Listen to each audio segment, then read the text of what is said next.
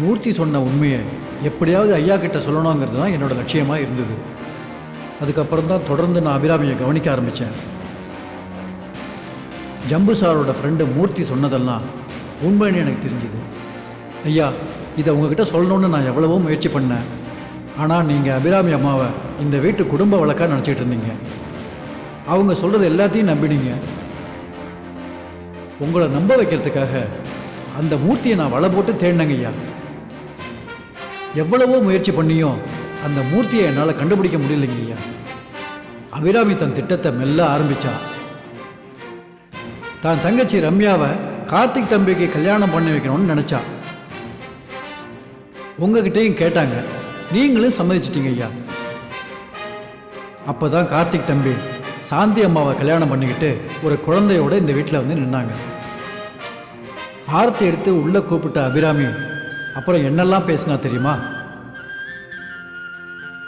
சாந்தி அம்மாவை எப்படியாவது இந்த வீட்டை விட்டு வரட்டணும், அதுக்காக உங்கள் மனசில் சாந்தி அம்மா மேலே எவ்வளவோ வெறுப்பு வரணும்னு அபிராமி என்னென்னலாம் திட்டம் போட்டா தெரியுமா? அதையும் தாண்டி அனிதா சுவாதி வாழ்க்கையிலையும் அவள் தலையிட ஆரம்பித்ததுக்கப்புறம் அதை பார்த்து நான் ரொம்ப பதறி போயிட்டேங்க ஐயா. அபிராமி அம்மாவை பற்றின உண்மைகளை நான் உங்ககிட்ட சொல்லிடலாம்னு நினச்சப்ப தான் என் மேலேயே திருட்டு பழியை சுமத்தி என்னை திக்குமுக்காட வச்சுட்டான். நான் அவளை கவனிச்சுக்கிட்டே இருந்த மாதிரி அபிராமியும் என்னை கவனிச்சுக்கிட்டே இருந்தான். சந்தர்ப்பம் பார்த்து என்னையே உங்ககிட்ட திட்டு வாங்க வச்சுட்டாங்க ஐயா.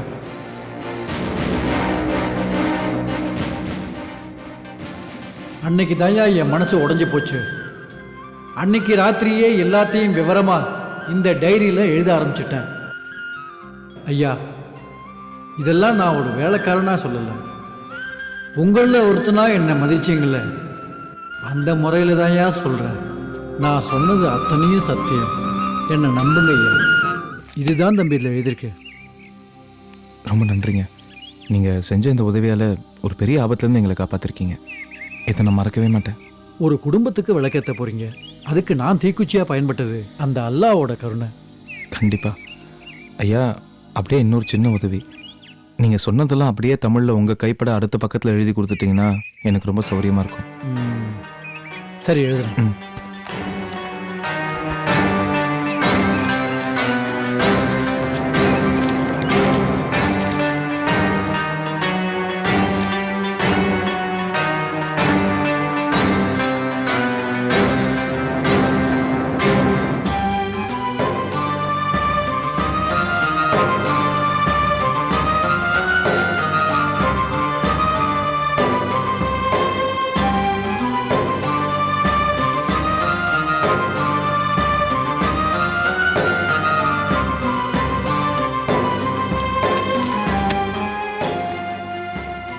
இந்தாங்க தம்பி, எல்லாத்தையும் எழுதியிருக்கேன். ரொம்ப நன்றிங்க. வாங்க தம்பி.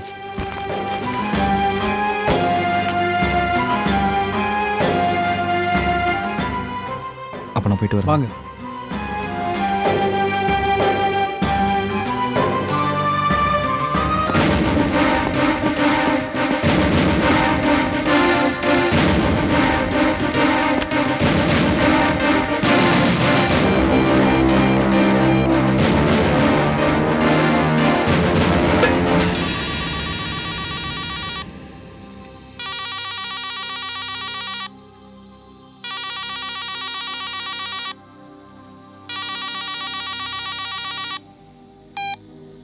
ஹலோ அக்கா, நல்ல வேலை நீங்களே ஃபோன் எடுத்தீங்க. வேற யாராச்சும் எடுத்திருந்தா என்ன சொல்றதுன்னு பயந்துட்டு இருந்தேன். சொல்லு அர்ஜுன், என்னாச்சு? அக்கா, ராஜுன்னு நம்மளுக்கு நல்லது தான் பண்ணியிருக்காரு. அந்த அபிராமி யாரு, அந்த வீட்டுக்கு எதுக்கு மருமகளாக வந்தா, எல்லா விவரத்தையும் இந்த டைரியில் டீட்டெயிலில் எழுதி வச்சிருக்காரு. என்ன சொல்ற அர்ஜுன்? அக்கா, பதட்டப்படாமல் நான் சொல்கிறத கேளுங்க. நீங்கள் பதில் கூட சொல்ல வேண்டாம், நான் சொல்கிறத கேட்டால் மட்டும் போதும். அந்த அபிராமி நல்ல இல்லைங்கிறதுக்கு ஆதாரம் கிடச்சிருச்சு. இனிமேல் அவள் வாட்டத்தை நம்ம அடக்கிடலாம். ராஜன் உங்ககிட்ட ஹாஸ்பிட்டலில் சொன்னது, சொல்ல மறந்தது, எல்லா விவரத்தையும் இந்த டைரியில் டீட்டெயில்டாக எழுதி வச்சிருக்காரு. அந்த அபிராமி நம்ம மாமா குடும்பத்தை அழிக்கிறதுக்கு வந்தவன். அவள் இந்த வீட்டில் மருமகளாக இருக்கிற ஒவ்வொரு நிமிஷமும் மாமா குடும்பத்துக்கு ஆபத்து தான். அவளுக்கு அந்த தகுதியே இல்லை. அவளை உடனே அந்த வீட்டை விட்டு துரத்தி ஆகணும். அதுக்கு நம்மக்கிட்ட இருக்கிற ஒரே ஆதாரம் இந்த டைரி மட்டும்தான்க்கா. இப்போ நான் அந்த டைரி எடுத்துக்கிட்டு நேரம் அங்கே தான் வரேன். மாமா முன்னாடி இந்த டைரியை தூக்கி போட்டு எல்லா உண்மையும் அவர்கிட்ட சொல்ல போகிறேன். அவர் இந்த டைரியை யாருக்கு வேணாலும் படித்து காட்டட்டும். உண்மை இந்த டைரியில் இருக்கும்போது நமக்கு என்னக்கா கவலை? சரி சரி, சீக்கிரமா வா அர்ஜுன். சரிக்கா.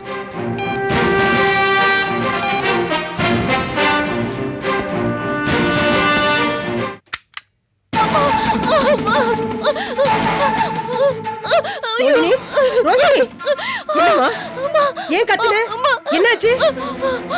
அம்மா ரொம்ப வலிக்குதுமா. ரொம்ப வலிக்குதா? பயமா இருக்குமா? பயப்படாத, பயப்படாத. உனக்கு பிரசவ வலிதான் வந்திருக்கு.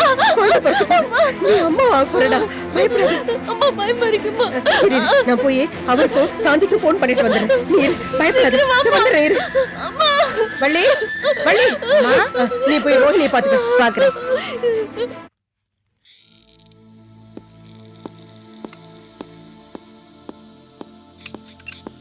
Good morning sir. Good morning sir. Please sit down. Okay sir. Mister Ramurthy வரலையா? அவர் ஆடிட்டர் பார்க்க போயிருக்காரு சார்.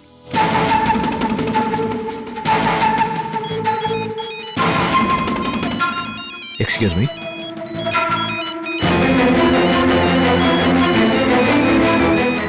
Sorry gentleman, 1 minute.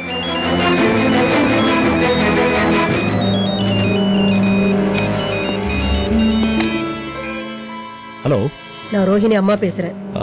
என்ன என்ன விஷயம்? அவ பிரசவ வலியால துடிச்சிட்டு இருக்கா. உடனடியா ஆஸ்பத்திரியில சேர்க்கணும். அப்படியா? நான் உடனே இப்பவே வந்துடுறேன். நீங்க பயப்படாதீங்க, நான் இப்பவே வந்துடுறேன்.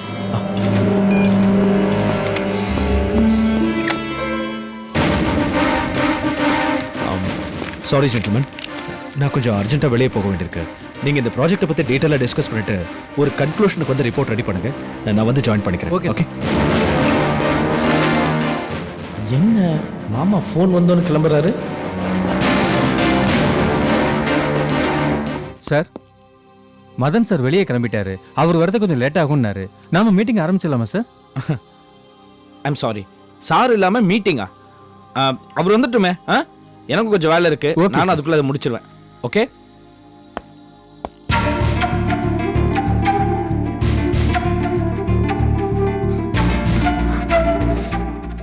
என்ன இன்னும் அர்ஜுனை காணோமே?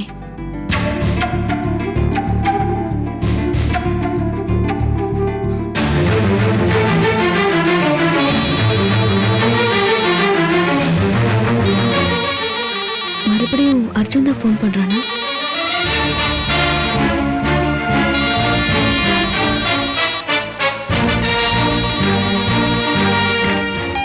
ஹலோ சாந்தி, நான் ரோஹிணி அம்மா பேசுறேன். ஓ, நீங்களா? ஆமாம்மா, ரோஹிணிக்கு பிரசவ வலி வந்துருச்சு. நீ உடனே வா. நீ வந்ததே எனக்கும் கொஞ்சம் தெம்பா இருக்கும். நீங்க கவலைப்படாதீங்க, நான் உடனே வந்துடுறேன். சீக்கிரம் வாமா.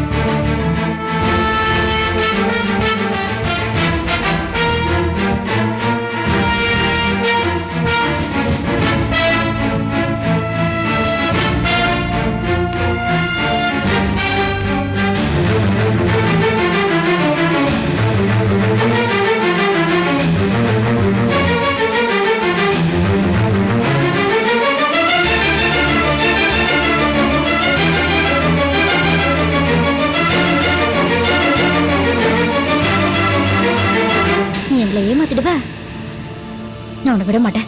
எங்க போயிடுவேன்? வரேன்.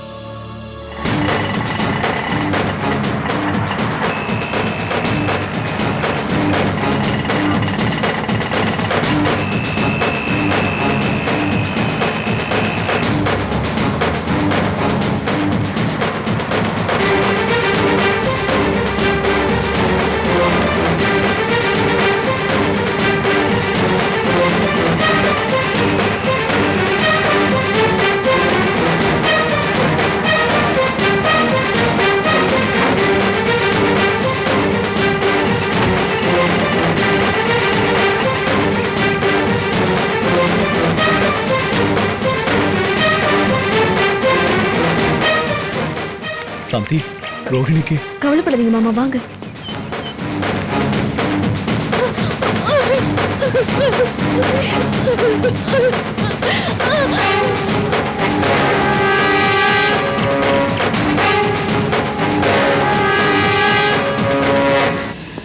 என்னாச்சுமா?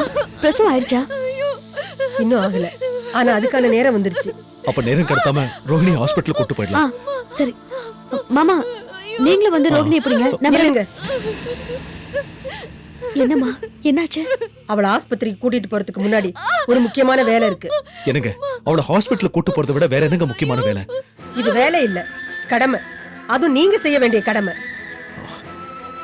ஏங்க, எதுவா இருந்தாலும் இதுவா நேரம்? இதுதான் நேரம். இப்ப பேசலனா இதுக்கப்புறம் எப்பவுமே பேச முடியாது. என்ன என்னங்க நீங்க? ரோஹிணியோட நிலைமை தெரிஞ்சா இப்படி பேசுறீங்க? அங்க பாருங்க, அவ துடிக்கிறத பாருங்க.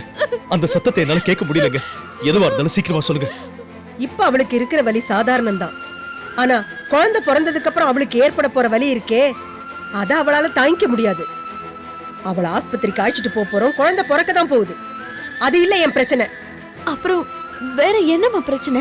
சாந்தி, என் பொண்ணு பிரசவ வலியால இப்படி துடிக்கும் போது நான் இந்த மாதிரி பேசிட்டு இருக்கேன்னா அதுல இருக்கிற விஷயத்தை நீ தெரிஞ்சுக்கணும். இப்ப அவளை ஆஸ்பத்திரிக்கு கூட்டிட்டு போறோம். அவளுக்கு குழந்தை பிறக்க போகுது. அவ வயித்துல இருக்கிற பாரம் இறங்கிடும். ஆனா அவ கழுத்துல ஒரு பாரம் இருக்கணுமே, அது இல்லையே. அவ கழுத்துல தாலி இருக்கணுமே, அது இல்லையே. இது விஷயமா நான் பல தடவை பேசிட்டேன், கெஞ்சிட்டேன். அவ வயித்துல குழந்தை இருக்கும்போது இதை நான் சீரியஸா எடுத்துக்கல. ஆனா அந்த குழந்தை இந்த பூமியை தொட்டுட்டா அதுக்கு ஒரு அங்கீகாரம் இல்ல, அட்ரஸ் இல்ல. தாலி இல்லாத தாய்க்கு பிறந்ததா அந்த குழந்தை வாழணுமா? அந்த குழந்தை பூமியில வந்து அம்மான்னு கத்தும் போது அப்பா யாருன்னு அதுக்கு தெரிஞ்சாகணும். அந்த அந்தஸ்தை கொடுக்கிற தைரியம் ஏன் உங்களுக்கு இது வரைக்கும் வரல? இப்ப வரணும் அந்த தைரியம். ஆமா, ஒரு மஞ்ச கயித்துல ஒரு மஞ்சளை கட்டி அதை என் பொண்ணு கழுத்துல நீங்க தாலியா கட்டதுக்கு அப்புறம் தான் அவளை நீங்க ஆஸ்பத்திரிக்கு கூட்டிட்டு போலாம். என்ன சாந்தி இது? நேரம் காலம் தெரியாம பிரசவ நேரத்துல தாலி கட்ட சொல்றாங்க. அம்மா, உங்க ஆசை சரிதான். ஆனா இப்ப கேக்குறீங்களே, அந்த முறை தான் தப்பா இருக்கு. என்ன வேணாலும் சொல்லுங்க, என்ன ராட்சசின்னு கூட சொல்லுங்க, அத பத்தி எனக்கு கவலை இல்ல. ஆனா என்னோட மகளுக்கு இவரோட மனைவிங்கிற அந்தஸ்து இப்பவே இந்த நிமிஷமே கிடைச்சாகணும்.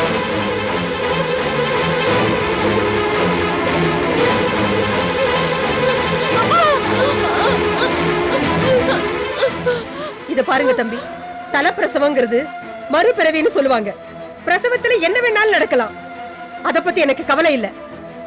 அப்படி என் மக இறந்தா கூட இந்த சமூகத்துல ஒரு அங்கீகாரத்தோட தான் இறக்கணும்.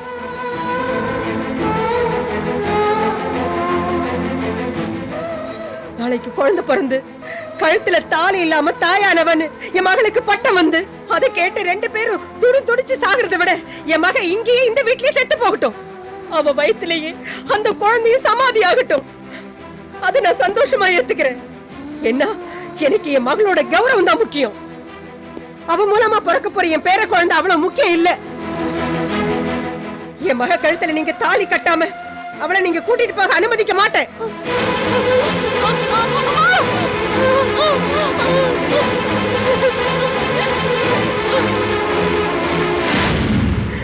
ஏன்டா இப்படி பண்ணுது? ஏன் என் பொண்ணை கொன்ன?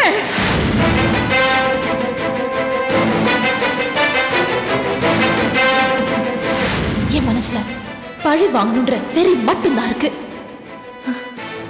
இத பாரு, ஆர்கியோட சொத்து பூரா எனக்கு தான். முடிஞ்சா உன் மாமனார் அவர் சொத்தையும் போய் காப்பாத்து. It's a challenge. அந்த பிறவி நம்ம மாமா குடும்பத்தை அழிக்கிறதுக்கு வந்தவன். அவன் அந்த வீட்டில் மருமகளாக இருக்கிற ஒவ்வொரு நிமிஷமும் மாமா குடும்பத்துக்கு ஆபத்து தான்.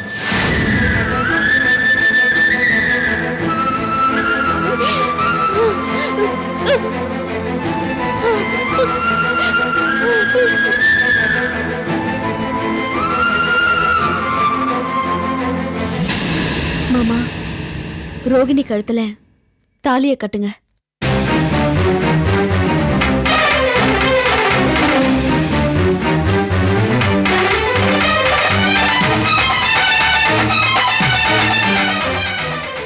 அம்மா பேசினது நியாயம்தான்.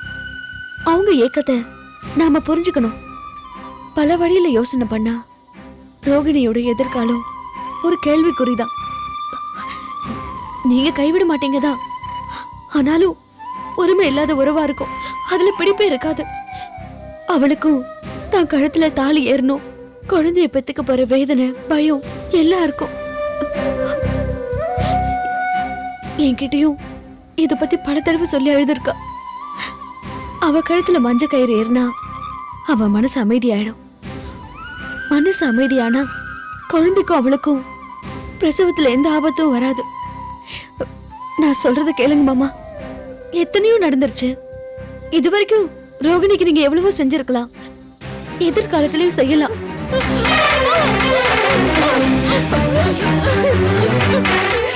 ஆனா இந்த நேரத்துல நீங்க செய்ய வேண்டியது அவ கழுத்துல நீங்க தாலி கட்டணும். அதான் மாமா முக்கியம். ப்ளீஸ்.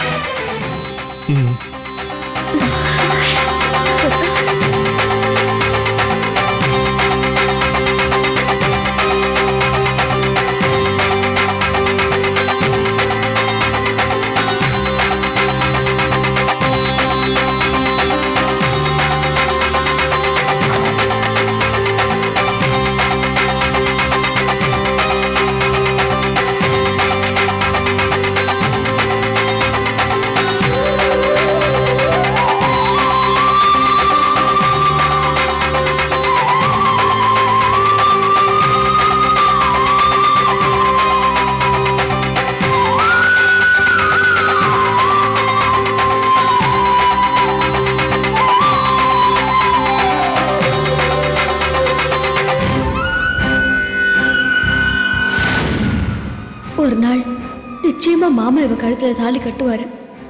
நான் வாழறதுக்கு முன்னால உங்க மகளை ஆர்கே விட்டு மருமகளா வாழ வைப்பேன்.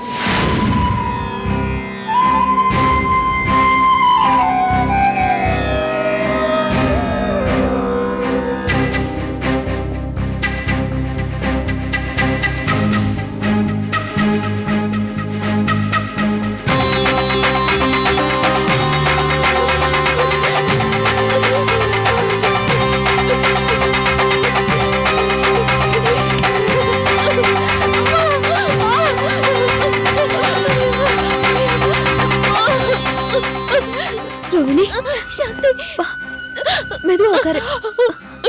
சாந்தி, ப்ளீஸ் சாந்தி, என் பிரசவ வலிய காரணம் காட்டி எனக்கு தாலி கட்ட சொல்லி அவரை கட்டாயப்படுத்தாதீங்க.